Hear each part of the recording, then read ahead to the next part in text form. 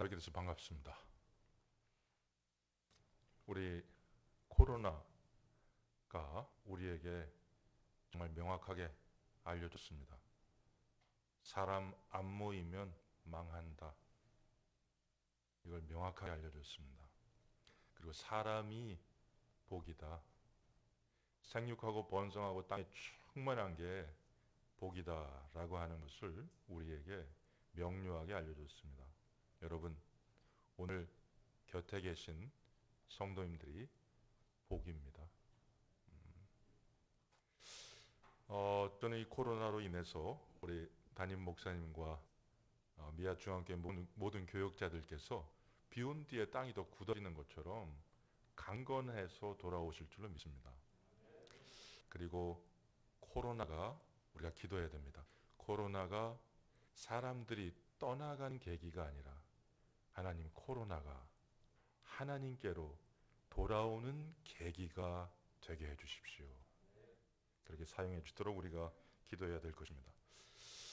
사실 우리가 이제 국가적으로 교회적으로 볼 때 이런 위기는 없었습니다. 국가적으로 지금 상당히 많은 문제가 있는데 미래가 더 나아지리라는 예상을 하기가 힘듭니다. 고용의 마지막 비상구라고 할 수 있는 자영업자들이 속절없이 무너지고 있습니다. 청년 실업이 더 심화되고 있고, 실업이 심화되니까 결혼하지 않죠. 결혼하지 않으니까 출산율은 떨어지죠. 경제가 안 좋아지니까 결혼한 사람들도 자녀를 안 낳으려고 그럽니다. 뿐만 아니라 지금 고령화가 심각하게 진행되고 있는데, 사실 고령화보다 더 문제가 되는 것은 고령층의 빈곤화입니다. 시간이 가면 갈수록 고령층 분들이 너무 살기가 어려워지는 것이죠. 코로나가 시작하면서 교회는 상당히 심각한 타격을 받았습니다. 모이지 말라, 말하지 말라 그랬는데 교회는 모여서 말하는 곳입니다. 모여서 찬양하고 말씀 듣고 기도하고 그러다 보니까 교회가 타격을 받지 않을 수가 없습니다. 그리고 교회가 아무리 방역 수칙을 잘 지켜도 세상은 계속 교회를 감시합니다. 그러다 보니까 교회에 대한 반감이 코로나가 들어서면서 조금 높아졌다고 할 수가 있습니다. 지금 기독교 대학들 가운데서 성서학과 특별히 신학과는 거의 정원을 채우지 못하고 있습니다. 그런 면에서 한국 사회에서 앞으로 가장 심각한 인력난을 겪을 곳은 한국 교회가 되리라고 추측할 수 있습니다. 제가 재직하고 있는 한국성서대학교는 하나님 은혜 가운데 정말 철저한 신앙교육 그리고 교수님들의 헌신으로 학교가 잘 견고하게 자리매김하고 있습니다. 그럼에도 불구하고 성서학과는 학생 채우는 게 매년 굉장히 어렵습니다. 정원을 꾸준히 채워가고 있지만 올해도 다음 주에 화수 추가 모집해야 합니다. 들어온 학생들이 다 교회 사역하겠다, 목회하겠다고 들어오지 않아요. 그러다 보니까 뭐 영유아 보이라든지 컴퓨터 소프트웨어, 사회복지 이런 것들도 공부하게 해주고 진짜 적성에 안 맞으면 전과할 수 있는 기회도 주고 그렇게 하면서 학생들을 모집하고 있습니다. 우리 성도님들께서 한국의 모든 기독교 교회뿐만 아니라 기독교 대학들, 특별히 성서학과 신학과를 위해서 생각나실 때마다 기도해 주시기 바랍니다. 제가 오늘 그 설교를 하면서 이 노래 잠깐 좀 설교 중에 틀어달라고 부탁한 게 있는데 혹시 지금 틀어주실 수 있나요? 이게 전달됐는지 모르겠는데요. 한번 준비됐으면 틀어줘 보세요. 혹시 이 전달이 안 됐을 수 있는 것 같은데 제가 이 오늘 함께 듣고 싶었던 노래를 가사를 한번 소개해 드릴게요. 제가 여러분들에게 들려드리고 싶었던 노래는 뭐냐면 너무 문제가 많고 그 문제가 해결이 안 될 때 제가 너무 답답할 때 자주 들었던 그 젊은 사람들이 주로 듣는 그 영어 CCM, 현대적인 그리스도인들의 노래 뭐 이런 걸로 번역할 수 있는데, 호크 넬슨이라는 사람의 Live Like You Are Loved, 사랑받는 사람처럼 살아가라, 뭐 이런 노래가 있어요. 그 노래를 제가 수백 번 들었습니다. 근데 그 가사 중에 이런 게 있어요. 어떤 게 있냐면, 당신만 그렇게 느끼지는 않을 겁니다. 뭔가 얻기보다는 잃어가고 있다고. 인생은 끝이 없는 언덕 같아서 계속 시도하는데 끝이 보이지 않는다고. 내가 너무 경주하고 다름박질하고 이런 걸 열심히 했는데 힘만 소진됐지 아무것도 이루어진 게 없는 거예요. 노래가 처음에 이렇거든요. 그래서 이 노래를 제가 마음이 답답하고 힘들 때마다 여러 번 들었어요. 그러다 보니까 뭐 수백 번 이상 들었습니다. 오늘 저는 스가랴서 14장 여러분들이 봉독하셨는데, 우리 교회와 국가가 안고 있는 문제에 대해서 해답을 이 스가랴서가 주고 있다고 생각합니다. 왜냐하면 이 스가랴서가 기록되던 당시에 그 상황들이 국가적으로 교회적으로 상당히 어려웠던 시기였습니다. 그렇기 때문에 이 스가랴서를 전반적으로 우리가 보게 되면 오늘 우리 국가를 위해서, 교회를 위해서 어떤 해답들이 찾아질 수 있는지를 확인할 수가 있습니다. 여러분, 남유다 백성들은 바벨론의 침공에 의해서 약 20년간 세 차례 포로로 끌려갔고 결국은 패망했죠. 그런데 이 포로로 끌려갔던 사람들이 바사왕 고레스 때 다시 고향 땅으로 돌아올 수 있는 기회를 맞습니다. 그래서 고향에 돌아와 가지고 그 성전 건축을 시작하게 되죠. 그것이 기원전 538년경의 일이라고 할 수가 있습니다. 그리고 스가랴서에 기록된 이 사건들, 일들은 그 일이 지나고 한 20년 후가 경과됐을 때인데, 그 20년이 경과되도록 성전의 기초는 놓아졌는데 아무 일도 일어나지 않았습니다. 그러니까 국가는 주권을 회복하지 못했고, 포로로 돌아갔던 사람들이 다시 돌아오지 못했고, 성전 예배는 회복되지 않았고, 예배가 회복될 것은 요원해 보이던 시기였다고 할 수 있습니다. 그때 여호와의 말씀이 스가랴에게 임했습니다. 너희는 내게로 돌아오라. 그러면 내가 너희에게로 돌아가리라. 너희 조상들에게 악한 길에서 떠나서 악한 행위를 버리라고 말했는데 그들이 듣지 않았다. 70년 전에 포로로 끌려갈 때에도 하나님 말씀을 그들이 듣지 않았고, 70년 후에 포로에서 돌아와서도 하나님 말씀을 잘 듣지 않았습니다. 그런 사람들을 향해서 하나님께서는 선지자를 통해서 여전히 말씀하시는 것을 볼 수가 있습니다. 너희는 내게로 돌아오라. 그러면 내가 너희에게로 돌아가리라. 여러분, 오늘 이 말씀을 통해서 우리가 깨달아야 되는 게 있습니다. 하나님의 백성들이 말씀에 반응하지 않고 돌아오지 않잖아요. 그러면 우리에게 필요한 것은 어떤 상품권이나 기프티콘, 물질을 준다든지 아니면 재미있는 것으로 가득 찬 행사를 꾸민다든지 그런 게 아닙니다. 여러분, 하나님의 백성들이 말씀에 반응하지 않고 말씀에 변화되지 않으면 우리가 해야 되는 것은 여전히 말씀을 전하는 것입니다. 여러분, 속으시면 안 됩니다. 흔들리시면 안 됩니다. 좌절하시면 안 돼요. 하나님의 백성들이 말씀에 반응하지 않고 변화되지 않을 때 해야 되는 것은 여전히 말씀을 전하는 것입니다. 그렇기 때문에 스가랴서에는 만군의 여호와께서 말씀하여 이르시되, 여호와께서 말씀하여 이르시되, 이것이 지속적으로 반복되는 것을 볼 수가 있습니다. 여러분, 국가가 살고 교회가 회복되기 위해서 우리에게 여전히 필요한 것은 말씀입니다.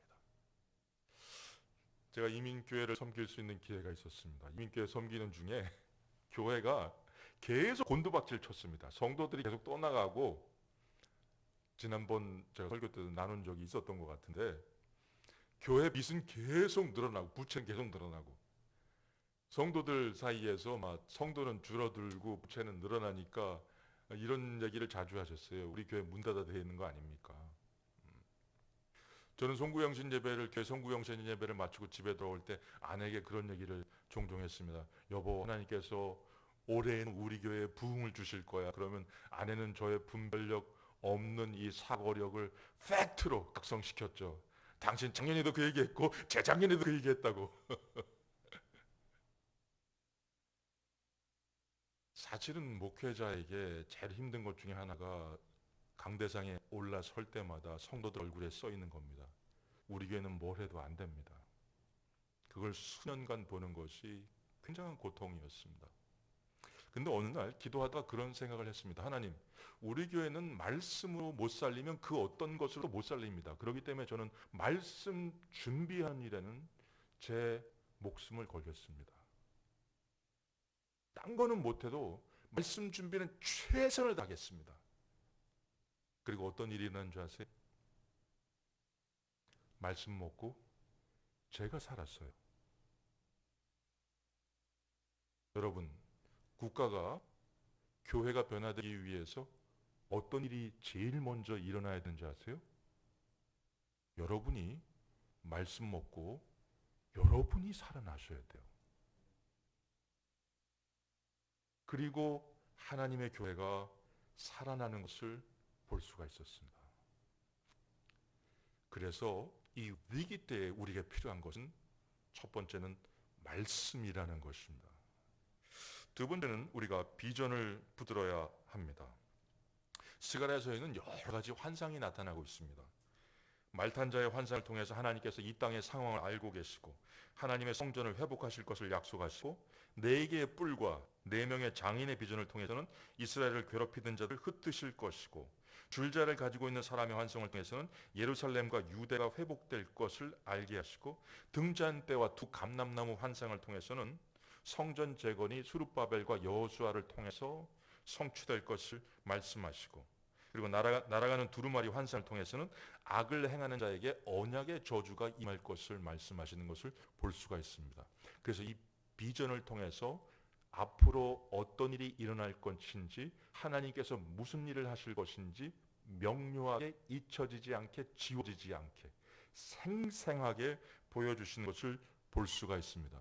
여러분들이 뭔가 열심히 노력해도 변화되지 않고 지치고 낭망하고 근심만이 깊어질 때 여러분 그때 우리에게 필요한 것은 그냥 그 상황을 단순히 견디고 인내하는 것이 아닙니다. 그때 그 상황에 우리가 하나님께서 주시는 비전을 갖게 된다면 그 상황을 견뎌내는 것이 아니라 넉넉히 승리할 수가 있게 됩니다. 그러면 비전이라고 하는 게 무엇이냐? 비전이라고 하는 것은 잘 들으시기 바랍니다. 비전이라고 하는 것은 하나님의 약속의 말씀에 근거해서 하나님의 성품과 능력에 합당하게 하나님께서 그분이 사랑하시는 공동체를 위해서 오늘 그리고 앞으로 하실 일을 명료하게 그림같이 생생하게 보는 것이 비전입니다. 비전이라고 하는 것은 우리가 그런 얘기 하잖아요. 애들한테 좀 비전을 가져. 그러면 성공하기 위해서 계획을 세워봐라. 이렇게 생각합니다. 성경에서 나타난 비전은 그런 게 아닙니다. 성경에 나타난 비전은 하나님의 약속의 말씀에 근거해서 그분의 성품과 능력에 합당하게 그분이 사랑하시는 공동체를 위해서 오늘과 앞으로 미래를 위해서 어떤 일을 행하실 것인지에 대해서 명료하게 보는 것을 의미하는 것입니다. 그래서 여러분 어떤 문제를 만나고 어려움을 만날 때 단순히 견뎌내는 것이 아니라 주님 우리 가정을 위해서 제가 기도하는 저 사람을 위해서 우리 공동체를 위해서 하나님께서 앞으로 하실 그 일을 명료하게 볼 수 있도록 비전을 주시옵소서. 이렇게 기도해야 하는 것입니다. 여러분 주님께서 산이 들려서 바다에 던지우라 하면 그대로 될 것이라고 하셨습니다. 이것은 내가 산이 바다에 던져질 것이라고 생각하고 믿으면 그 일이 일어난다는 뜻이 아닙니다. 내가 산이 던져져서 들려서 바다에 던져질 것이라고 생각하고 믿으면 그렇게 된다가 아니라요. 그건 내가 생각하면 그렇게 된다가 아니라 산이 들려서 바다에 던져지는 것을 주님은 하실 수 있다는 믿음입니다.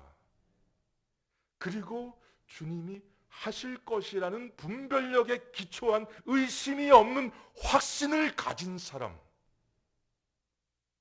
그 믿음을 가진 사람을 통해서 그 사람과 함께 역사하심으로 역사를 이루하시는 것을 볼 수가 있습니다. 오늘날 우리가 사람들에게 해야 되는 말이 너는 할 수 있어, 너 자신을 믿어, 그게 아닙니다. 오늘 우리가 해야 되는 말은 하나님이 하실 수가 있다는 것입니다. 하나님을 바라보는 것입니다. 여러분, 우리가 코로나 때에 정말 회개해야 되는 것이 하나 있습니다. 그것은 무엇이냐면 우리가 온통 코로나 때문에 상황에 너무 휘둘려서 하나님을 못 봤습니다. 하나님을 놓쳤습니다. 이것을 회개해야 합니다. 여러분, 우리가 뭐 출산율, 가계비, 실업률, 경쟁률, 신입생 충원율 이런 거 모든 거 있잖아요. 그냥 칠판에 써져 있는 숫자, 칠판 지우개로 지우고 분필로 다시 숫자 바꿔 쓰는 것처럼 하나님은 쉽게 하실 수가 있습니다. 그 모든 숫자들에 주님, 우리가 너무 휘둘렸습니다. 이 숫자들 주님께서는 그냥 칠판에 써 있는 숫자를 지우고 간단하게 새롭게 숫자를 쓰시는 것처럼 쉽게 하실 수가 있습니다. 우리의 영혼의 치유이든 육신의 질병을 치유하시는 일이든 주님께서는 손바닥 뒤집듯이 쉽게 하실 수가 있습니다. 그래, 주님, 우리가 너무 상황에 휘둘렸습니다. 하나님을 못 봤습니다. 회개해야 하는 것입니다. 그래서 여러분, 말씀 먹고 여러분 새힘 얻으시고요, 그 다음에 하나님께서 사랑하시는 공동체, 나를 위해서, 내가 속한 가정을 위해서, 우리 교회를 위해서 하나님의 약속의 말씀에 근거해서 그분의 성품과 능력에 합당하게 앞으로 어떤 일을 이루실지에 대해서 명료하게 볼 수 있도록 비전을 주시도록 기도해야 합니다. 특별히 제가 이런 얘기를 참 책에서 읽고 감동을 받았어요. 리더가 비전을 갖느냐, 비전을 가진 사람이 리더가 되느냐. 비전을 가진 사람이 리더가 된다는 거예요. 그런 사람들이 세상을 변화시키는 거죠. 얼마나 요즘 사람들이 사소하고 누추한 것들을 추구하고 그런 영광을 쫓아가는지 모릅니다. 거룩한 비전, 하나님께 주시는 놀라운 그 비전을 붙드시고 추구하시면서 나가시길 바랍니다. 특별히 저는 그 기도를 통해서 많은 사람들이 비전을 받았는데, 그래서 오늘 이 교회가 24시간 개방하고 기도하겠다는 것에 대해서 굉장히 깊은 감명을 받습니다. 비전을 받기 위해서 해야 되는 것 중 하나가 기도라는 욕조에 자기 자신을 완전히 잠그는 것입니다. 그리고 하나님을 꾸준히 묵상하다 보면 하나님께서 그분의 능력에 합당하게 하실 일이 떠오르게 됩니다. 아, 이걸 하시겠구나. 이걸 하셔서 회복시키시겠구나. 여러분, 그럴 때까지 기도의 자리로 나가시기 바랍니다. 성전 재건을 앞두고 하나님께서 스가랴에게 보여주신 환상 가운데 두 감람나무 환상이 있는데, 이 두 감람나무는 스가랴서에 나오는 그 본문의 기초에서 볼 때 총독 스룹바벨과 대제사장 여호수아를 말하는 것이라고 볼 수 있습니다. 하나님께서는 대제사장 여호수아를 정결케 하시고 총독 스룹바벨에게 약속하십니다. 힘으로 되는 것이 아니라, 능력으로 되는 것이 아니라 오직 나의 영으로 되는 것이다. 큰 산아, 내가 무엇이냐? 스룹바벨 앞에서 평지가 되리라. 보세요, 내 힘이나 내 능력으로 되는 것이 아니라 하나님의 영으로, 성령의 능력으로 그 큰 산이 평지가 되라고 하는 것입니다. 큰 산이 평지가 되는 그 일을 하나님께서 어떻게 하시느냐? 성령에 충만한, 성령의 능력에 사로잡힌 사람들을 통해서 그들과 함께 하나님께서 큰 산이 평지가 되게 하시는 것입니다. 이 코로나에서 한국 사회가, 교회가 너무 주눅들고 있어요. 우리는 지혜롭게 주의하면서 이 코로나를 이겨내지만 주눅들 필요는 없습니다. 담대해야 합니다. 이스라엘 역사 가운데 정말 가장 암흑 시기하면 분열왕국 시대입니다.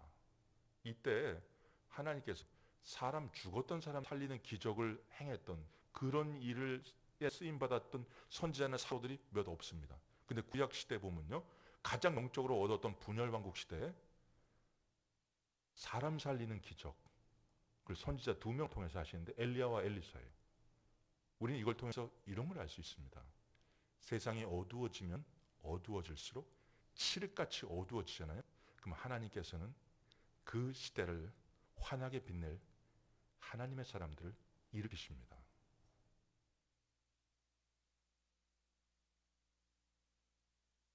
그러면 하나님께서 이렇게 리더들만 일으키시느냐, 뭐 엄청난 사람들만 세우시느냐, 그게 아닙니다. 스가랴서 11장을 보게 되면요, 하나님의 백성들을 견고하게 하시는 것을 볼 수가 있습니다. 하나님의 백성들을 모으실 것이고, 그들을 견고하게 하실 것이고, 그들을 강하게 하실 것이고, 그들을 번성하게 하실 것이고, 그들을 용사같이 하셔가지고 원수들을 거리의 진흙 중에 짓밟는 용사가 되게 하실 것이라고 하는 것을 볼 수가 있습니다. 우리가 사라지고 말 눈에 보이는 어떤 현상에 사로잡히지 말고 영원하신 능력의 하나님을 바라보아야 합니다. 그러면 하나님께서는 성령의 능력에 붙들린 리더들을 세우실 것이고, 사람들을 견고하게 세우시고, 여호와의 이름으로 싸우며 승리할 수 있는 하나님의 백성들을 준비시키시는 것입니다. 우리가 스가랴를 통해서 한 가지 더 잊지 말아야 될 것이 있는데, 그것이 그날이라는 것입니다. 우리가 메시아가 오시는 그날 이스라엘 백성들이 안고 있는 문제들이 해결됩니다. 그러다 보니까 정말 어려운 시대를 살아갔던 선지자들은 메시아에 대한 예언을 하나님 은혜 가운데 성령의 감동으로 하게 됩니다. 그러다 보니까 스가랴서에서도 예수님에 대해서 구체적으로 예언하는 것이 나옵니다. 구체적 예언 가운데 하나는 스가랴서 9장 9절에 메시아가, 예수님께서 예루살렘에 입성하실 때 나귀 새끼를 타고 입성하실 것이라는 구체적인 예언들이 나오죠. 그리고 이 스가랴서에서 그날이라는 표현이 나오게 되는데, 이 스가랴서 14장에 그려지는 그날에 보면 항상 빛이 있을 것이고, 생명의 물이 사계절 흘러갈 것이고, 이스라엘이만이 아니라 이스라엘을 치러 왔던 이방 나라들 가운데서도 하나님을 예배하러 오게 될 것이다. 말방울같이 아주 작고 사소한 물건에도 거룩이 새겨질 정도로 거룩한 세상이 될 것이다.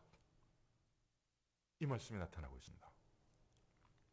근데 여기서 우리가 좀 봐야 될 게 있습니다. 와, 메시아가 오시는 그날인데 왜 여기에 안 믿는 사람들이 있지? 예배하러 오지 않는 사람들도 있네? 그런 걸 보게 됩니다. 그렇기 때문에 이 그날은 하나님 나라가 모든 심판을 끝내고 완벽하게 성취된 것이 아니라 예수님께서 재림하셔서 이루어질 천년왕국에 대한 묘사라고 신학자들이 보고 있는데, 저는 그 의견에 동의합니다. 여러분, 성경은요, 하나님에 대해서 모든 것을 말씀하시지 않습니다. 만약 성경이 하나님에 대해서 모든 것을 말씀하려고 한다면 이 서울 전체가 하나님에 대한 책이 되어도 부족합니다. 그럼 성경은 어떤 책이냐? 하나님에 대해서 우리가 알아야만 하는 것들에 대해서 충분히 말씀해 주시는 것입니다. 성경은 미래에 대한 모든 것을 말씀해 주시지 않습니다. 성경은 우리가 미래에 대해서 알아야만 하는 것들을 충분히 말씀해 주십니다. 스가랴서에는 그 시대 그 당시의 사람들이 미래에 대해서 알아야만 했던 것들을 충분히 설명해 주시는 것을 볼 수가 있습니다. 이렇게 하나님 나라가 아직 완성되지 않고 확장되어 가는 중에도 주님 다시 오실 때 이렇게 놀라운 일이 일어나게 된다면 우리는 주님의 다시 오심을 항상 고대해야 합니다. 주님 다시 오시옵소서. 오셔서 하나님 나라를 온전히 완성하여 주시옵소서. 제가 최근에 굉장히 은혜를 받았던 대중가요가 하나 있습니다. 와, 세상 사람들은 어떻게 이렇게 심각하게 사랑하는 사람들을 향해서 노래 부를까? 여기에서 대상을 그 사랑하는 연인이 아니라 주님으로 좀 바꾸면 안 될까? 그런 생각이 들었습니다. 그래서 제가 이 노래를 듣다가 가사가 참, 주님을 생각하면서 그 가사를 들으니까 막 거의 눈물이 나려고 그랬습니다. 여러분, 이 노래 제가 가사를 쭉 몇 가지 말씀드리면 그 노래구나라고 아실 거예요. 제가 가사를 딱 말씀드리고 또 모르시는 분이 있을 수도 있어가지고 제가 가사 말씀드리고 누구의 무슨 노래인지도 알려드릴게요. 온통 너의 생각뿐이야. 나도 미치겠어. 너무 보고 싶어. 매일 매일 매일. 뭐 누구의 무슨 노래인지 아세요? 이게 그 군인들에게 그렇게 애창되었던 브레이브 걸스의 롤린이라는 노래입니다. 롤린이라는 노래. 저는 20대 중반쯤에 사람을 변화시키는 일에 제 인생을 하나님께 드리겠다고 작정했습니다. 그리고 그 일을 하다 보니까 하나님의 말씀만이 인생을 영원히, 온전히, 완전히 변화시킨다는 것을 알게 됐습니다. 그리고 하나님 말씀 전하고 그걸 통해서 사람을 변화시키는 일을 지속적으로 해오고 있습니다. 근데 시간이 지나면 지날수록 사람을 변화시키는 일만큼 어려운 일이 없다는 생각이 듭니다. 심지어 나는 나 자신의 잘못된 생각이나 정서 하나도 수정하지 못하고 몇 년째 갖고 있는 게 있는데 내가 다른 사람을 변화시켜? 라는 생각을 할 때면 좌절하곤 합니다. 그때 주님, 어서 오시옵소서. 주님께서 만약 오늘이 육신으로 오시는 그날이 아니시라면 성령으로 충만하게 오셔서 이 누추한 나의 몸을 옷같이 입으시고 사람을 변화시키는 일에 사용해 주시옵소서.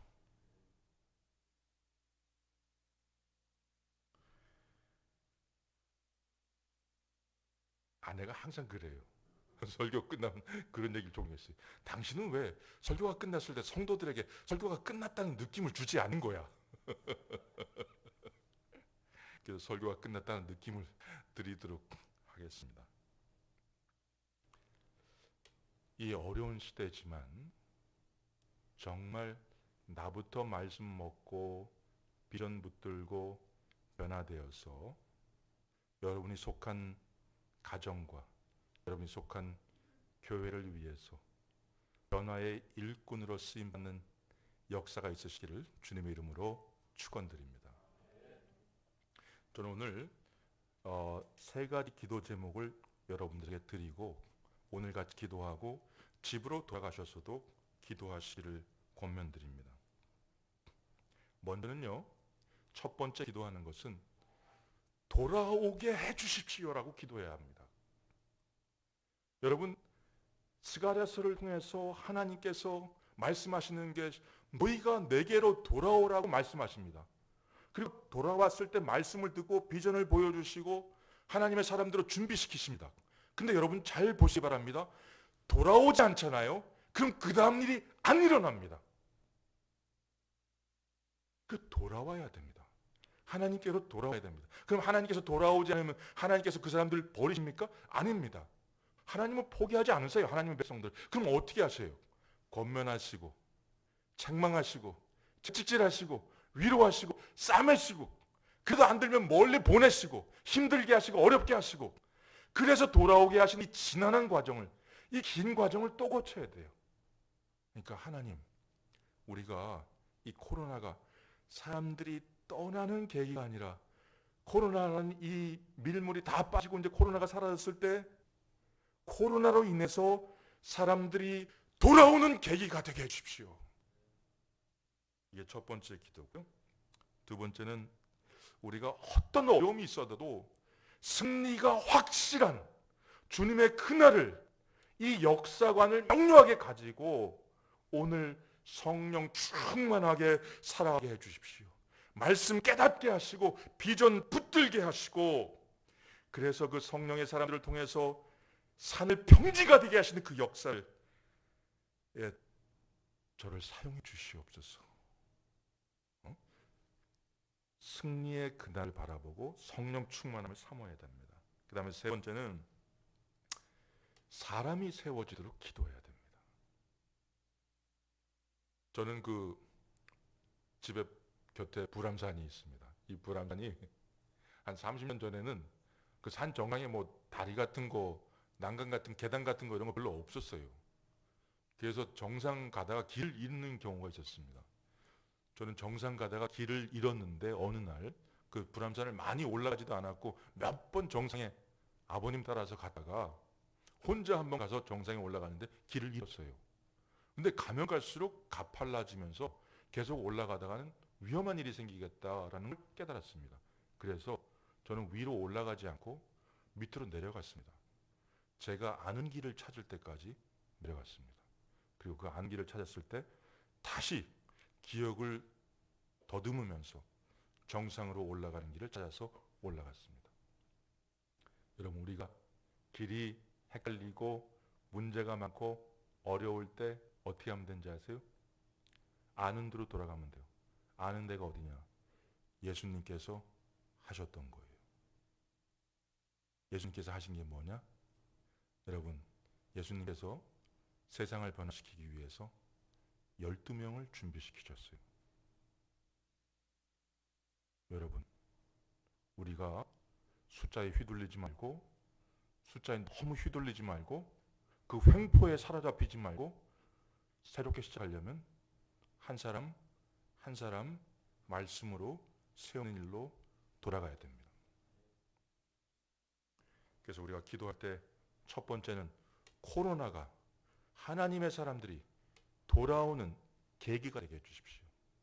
두 번째, 성도들이 주님 다시 오실 승리의 그날을 바라보면서 성령으로, 말씀으로, 비전으로 충만케 해주시옵소서. 세 번째, 사람들 한 명 한 명을 소중하게 여기고 그들을 세워가게 해주시옵소서. 그래서 오늘 이 세 가지 기도 제목을 가지고 우리 잠시 다 같이 한번 기도하는 시간 가졌으면 좋겠습니다. 같이 한번 기도하겠습니다. 주님, 참으로 감사합니다. 오늘 우리 가운데는 사람의 변화로 공동체의 회복을, 맡겨진 사명 성취를 위해서 애쓰고 노력하다가 낙담하고 좌절하고 그리고 힘겨운 가운데 있는 분들이 너무나 많이 있습니다. 사람의 변화를 생각하고 환경의 변화를 생각하고 변화되지 않는 그 현실 앞에서 너무나 힘겨워하는 분들이 많이 있습니다. 그들이 좌절하고 낙담하지 않도록 주님, 그들의 시선을 변경시켜 주시옵소서. 사람 때문에 불평하지 않게 하시고 환경 때문에 불만에 사로잡히지 않게 하시고 시선을 이제 하나님께로 둘 수 있도록 도와주시기를 간절히 소원합니다. 주님, 우리가 이 시기에 코로나로 인해서 상황과 환경에 너무 휘둘렸습니다. 그러다 우리가 하나님을 놓쳤습니다. 하나님을 바라보지 못했습니다. 그러다 보니까 환경에 사람에 사로잡히고 휘둘리게 되었고 하나님 주시는 말씀과 비전을 붙들지를 못했습니다. 주님, 이러한 때에 우리가 하나님 바라보면서 하나님 주시는 약속의 말씀을 붙들 수 있도록 도와주시고 주님, 우리가 비전을 바라보며 나갈 수 있도록 도와주시기를 간절히 소원합니다. 주님께서는 우리 공동체를 사랑하시며 역사를 궁극적으로 승리로 이끌어 가실 것이며 그 과정에서 도상에서 성령의 사람들을 일으키시고 사람들을 준비시켜서 쓰시는 것입니다. 주님, 그런 것을 우리가 바라보고 나갈 수 있도록 도와주시옵소서. 그 도상에서 주님께서 우리 공동체를 위해서 하실 일들을 비전을 가지고 바라보며 나갈 수 있도록 주님께서 은혜를 베풀어 주시기를 간절히 소원합니다. 주님, 교육관을 세우기 위해서 생각하면서 기도하면서 나가고 있습니다. 다음 세대를 생각하면서 기도하며 나가고 있습니다. 주님, 이 상황 가운데서도 이 어려운 걸음 한 걸음 한 걸음 뛸 때 사는 모든 쾌기로부터 지켜주시고, 주님 이 일들이 주님 은혜 가운데 진행되게 하시고, 한 마음 한 뜻으로 비전을 가지고 주님 승리의 그날을 바라보면서 나갈 수 있도록 주님께서 은혜를 베풀어 주시기를 간절히 소원합니다. 주님, 특별히 이 코로나로 인해서 코로나가 언젠가는 썰물처럼 빠지게 될 것입니다. 그때 우리는 먼저 기도해 두는 것입니다. 주님, 이 코로나로 인해서 사람들이 돌아오는 역사가 있게 하여 주시옵소서. 성령 충만한 역사, 비전의 역사가 있게 하여 주시옵소서. 주님, 감사합니다. 나침판도 해도도 없던 시절, 캄캄한 밤, 자신들의 위치와 항로를 확인하기 위해서 어부들은 북극성을 바라보았습니다. 그리고 길 잃지 않고 안전하게 일 마치고 집으로 돌아갈 수 있었습니다. 우리도 지금 이 코로나 시대에 우리의 나갈 길을 확인하기 위해서 우리의 승리에 대한 최종적인 이정표가 되시는 주님의 재림을 항상 바라보게 주시옵소서. 오늘을 살아가는 우리가 오직 그날을 바라보고 기대하며 승리에 대한 확신으로 가득 차게 하시고, 그 승리의 길에서 성령 안에서 꿈꾸고 성령 안에서 말씀에 붙들린 사람들이 되게 하여 주시옵소서. 환경과 사람에 휘둘리지 않게 하시고, 알지 못하는 시간, 보이지 않는 곳에서 일하시며 역사를 이끌어 가시는 하나님의 손에 쓰임받는 성도들이 다 되도록 역사해 주시옵소서. 예수님 이름으로 기도드렸습니다.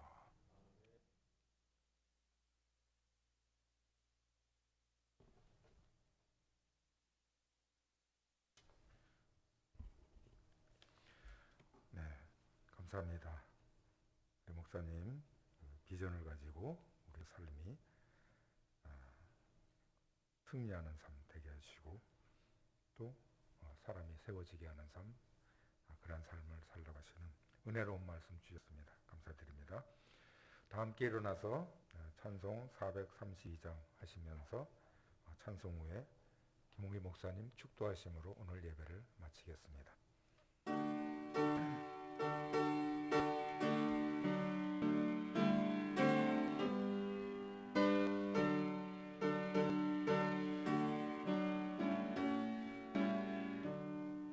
큰 물결이 설레는 어두운 바다, 저 등대의 불빛도 희미한데